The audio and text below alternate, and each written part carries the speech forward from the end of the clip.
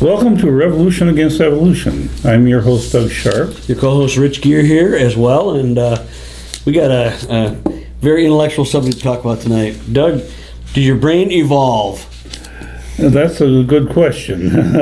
Belief in evolution is kind of a puzzling conundrum because what about your brain, you know?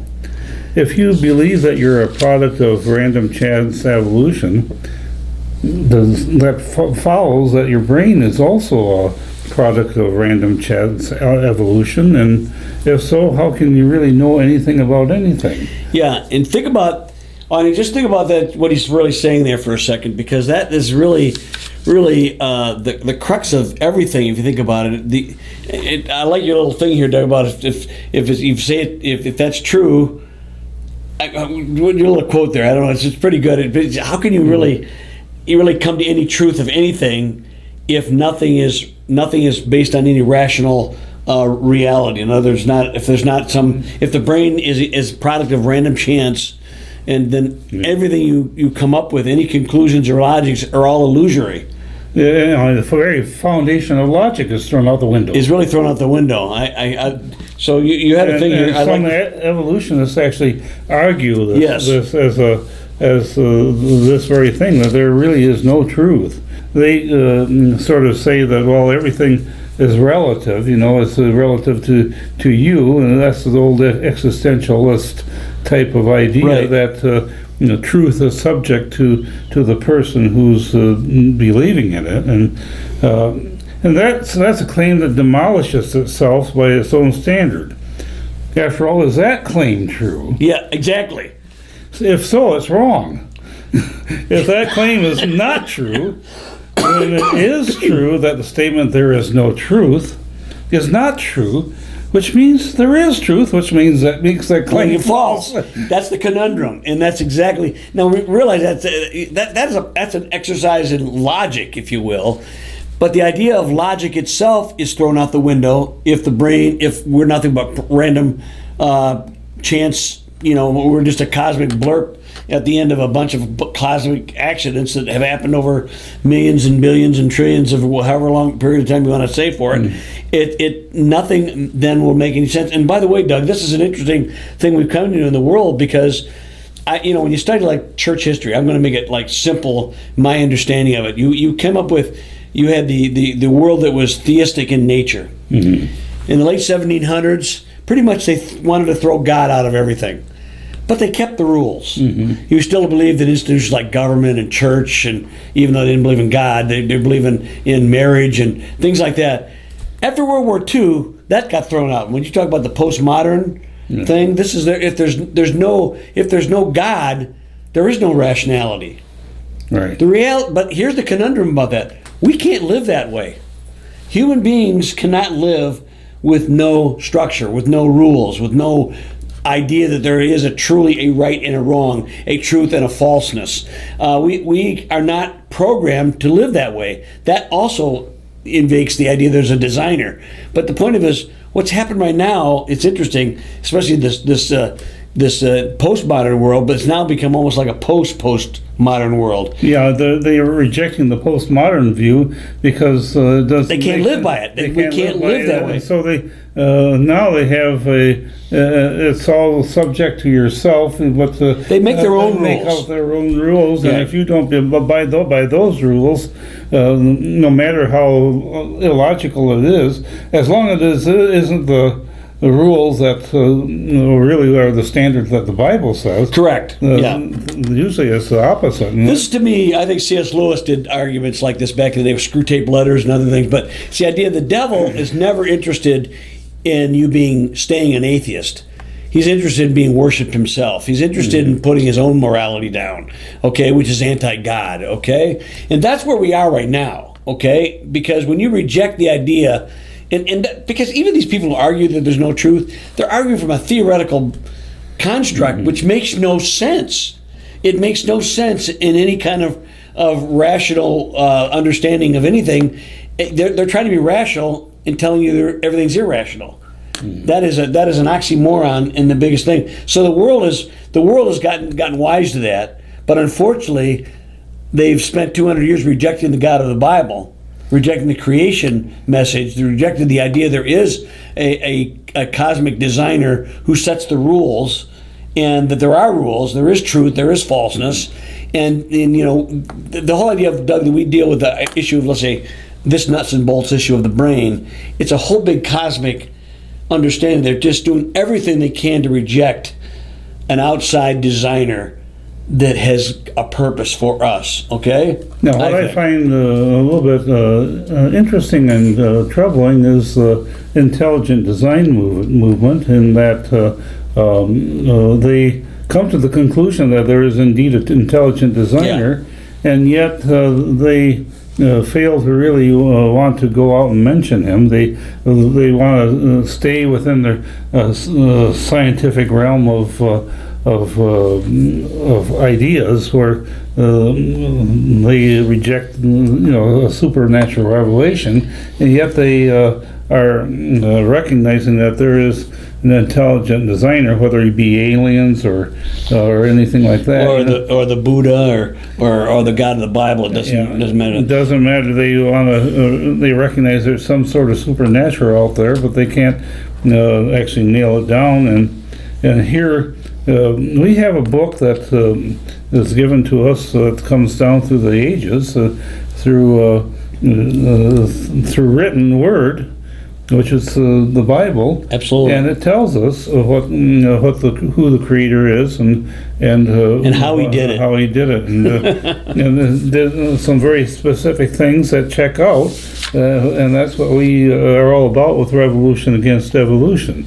So Doug, we're kind of dealing with a little bit of the metaphysical. That's one of my favorite things. But you got some things down here. Why don't we dissect, no pun intended, the anatomy of the brain a little bit? Just talk a little bit about the complexity in a nuts and bolts issue. Because it's really an amazing thing, an amazing organ. Well, if you take a look at it, it really comprises most of what your body is all about, because it's a controlling mechanism for everything.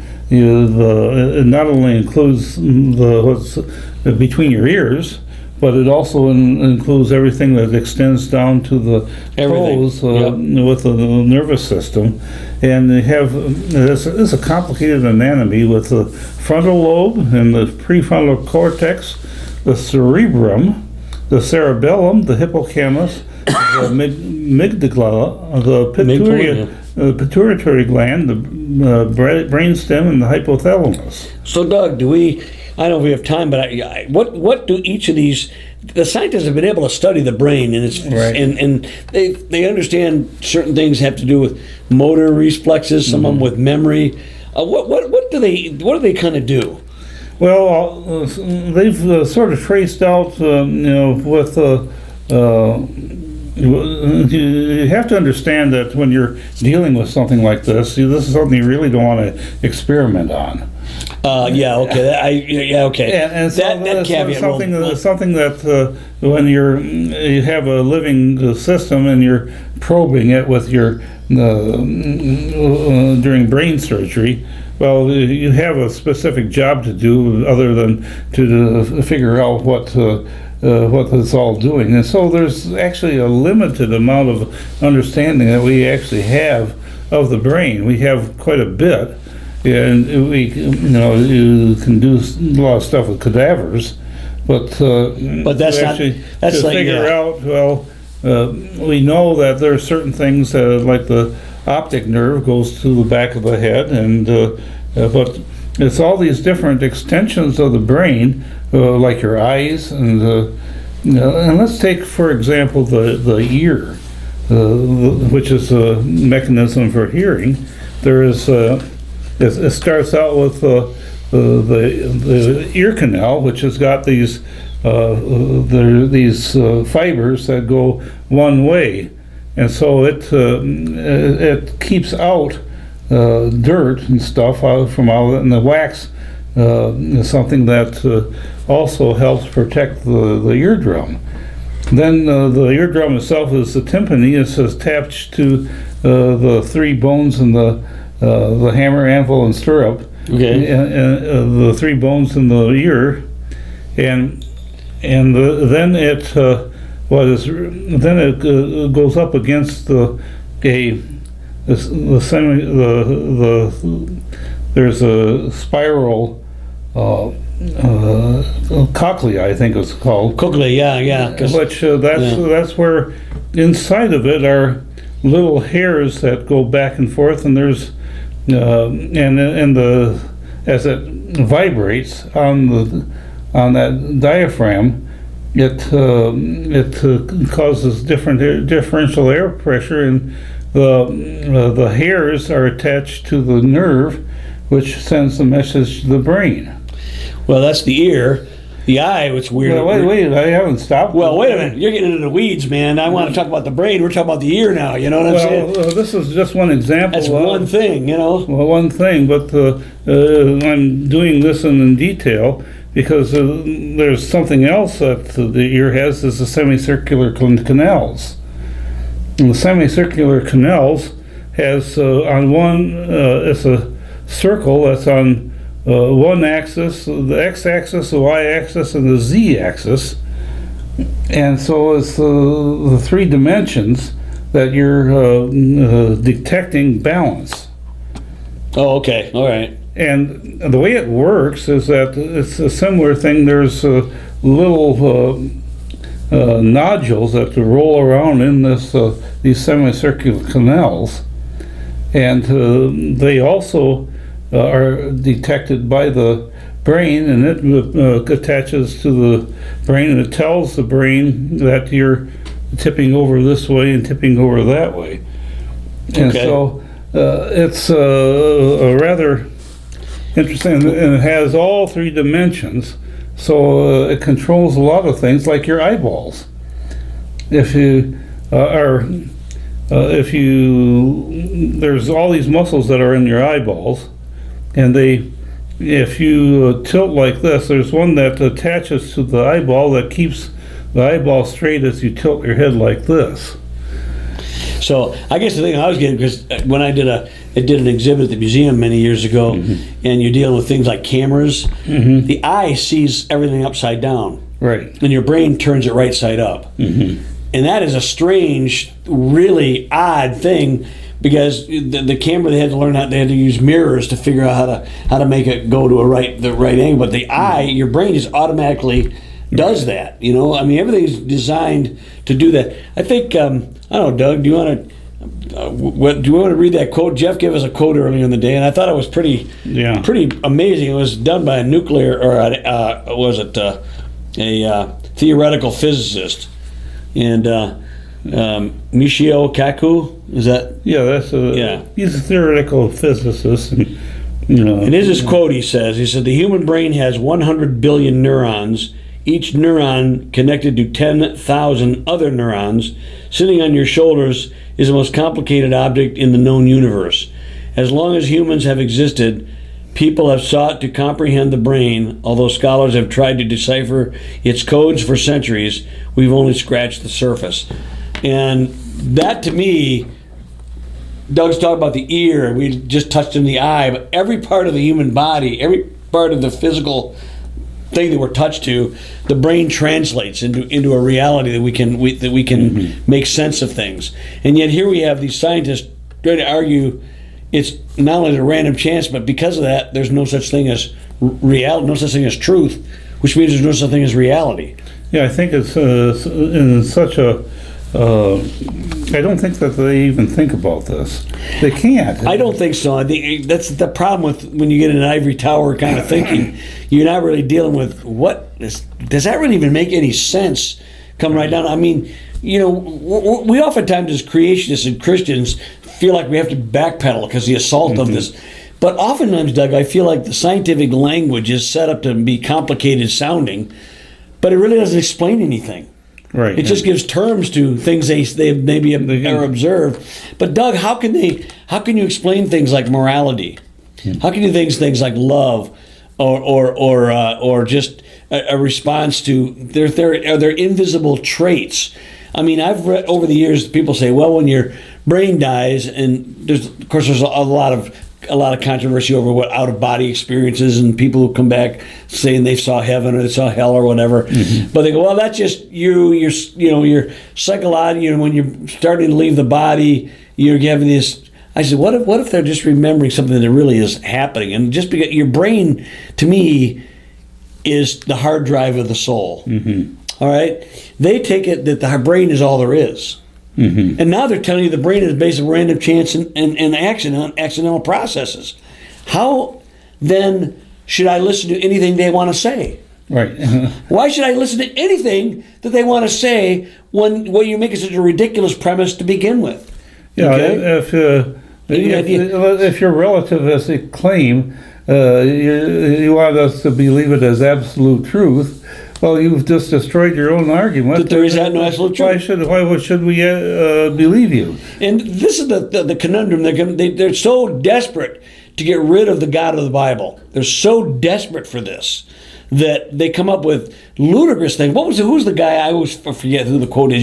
I know Doug will remember it. But it says, it's not that creation is not scientifically viable, just we can't allow a supernatural foot in the door. I'm basically, paraphrasing, but... I think that was Richard Lewontin. Lewontin? Okay. And anyway, whoever it was, and they acknowledge it, that if the idea is to divorce ourselves from any supernatural basis, any supernatural reality.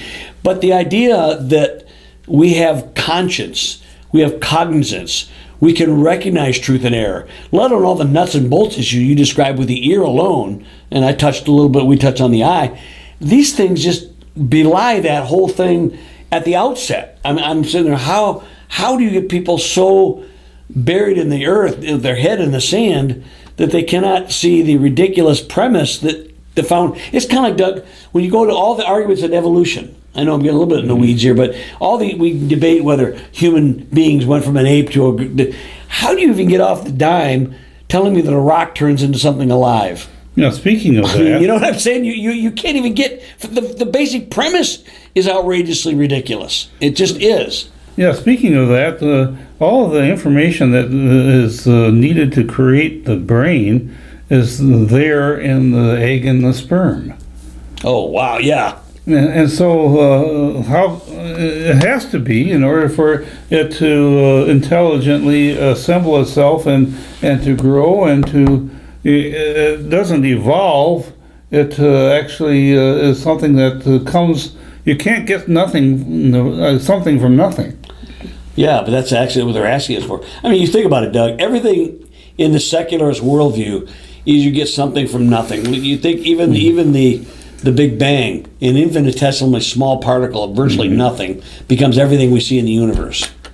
This is, I'm sorry, to me, oftentimes I feel like the evolutionists is trying to sell us the emperor's new clothes over and over and over again. And people want to appear intellectually intelligent and on the cusp of we are in the secret knowledge. We're the know people. So, he must have clothes. And you look at it from the very premise, the basic, everything they believe contradicts everything we know or that we've studied in science. Right. Yeah. Life always comes from life. So where did the first life come from? Okay? Right. Always. And that's the whole thing that got me started in the creation movement is that, trying to deal with the basic molecules of life to try to get them to combine to form proteins and information, and I didn't get very far with that before I realized that that's not something that's possible to do. The chemistry isn't there. So, Doug, I just want to get back a little bit. Just we don't have to touch on it really long. Like the prefrontal cortex, what does that do? Well, it's the part up here in the brain that. And it's not actually well understood what it all does. Cerebrum. The cerebrum is also up in this frontal part. Does that have to do with like memory or personality? Cerebral was more of the thinking part. Okay. And the cerebellum isn't that muscular, motor, physical? It is, yeah. Okay. How about the hippocampus? I wish I knew what all these things did. Yeah. We're not brain surgeons here. I'm just curious because I've heard all these terms over the years, and I'm just curious if you knew what they were because we could look them up, I suppose. Yeah. The pituitary gland has certain, it's a growth hormone. Growth, yeah. And pineal body and a few other things. Some people think so that's the third eye, you know. Oh yeah. But, okay. And the brainstem, it's kind of like, I know that there are. I mean, you've heard of like infants born with, that's all they have is a brainstem, Mm-hmm. and they're still alive, but there's no personality. There's nothing. Mm-hmm. I mean, it's like they really don't live very long, generally, I guess. But that is kind of like, isn't that your that's all the anatomy. Anatomy. Yeah. And so there's a lot of things that actually go from the spine and from that part of the anatomy back to the brain and there's a lot of things that thinking that goes all the way down the spine, you know. So, and then we have the hypothalamus, okay, and that I'm not sure what that does either, but so these are all parts of the brain, and I think I like what you said earlier. It's an irreducibly complex mechanism, and you look at this thing and I go, wow, it's a physical thing, but it really doesn't explain humanity. Yeah, which came first, your toes or the nerves that go down to the toes? Well, I couldn't tell you that. I have no idea. Yeah, but that's the whole part of it, is that these everything has to operate together in order to to work, you know. It's not an irreducible complexity, but it's also specified complexity. I think these things all need each other to work in concert to make the body work the way it's supposed to work. And it's amazing. You know, we talk about, in a world that's fallen, in a world that's cursed by sin, where there is death, where there's decay, where there's accidents and things, nevertheless, that the handiwork, I believe, of God has not been withdrawn from the earth. We can see his handiwork in a newborn baby.